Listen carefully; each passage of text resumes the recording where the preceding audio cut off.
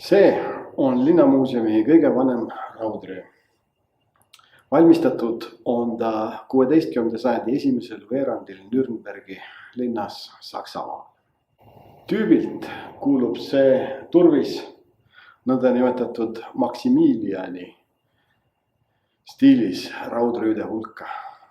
Maximiliani stiilis raudrüüd iseloomustavad need selgesti eristatavad vaod rinnakaitsel ja mujal, samuti lavakinnast jäljendavad raudkindad ja lehmanina kujulised saapad.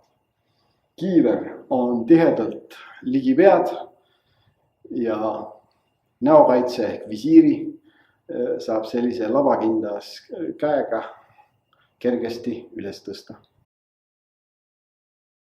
See raudröö on kokku pandud vähemasti 2 erinevast turvisest. Suurem osa raudrööst on valmistatud 16. sajandi esimesel poolel. Raudröö juurde kuuluvad kiiver ja kaelakaitse on vähemasti pool sajandit hilisemad. Tehtud Nürnbergi meistri poolt 16. sajandi lõpus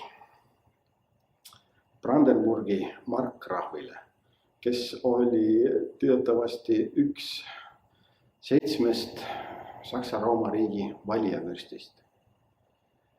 Seda näitavad valitsuskepi ja Brandenburgi kotka kujutised kiivri harjal.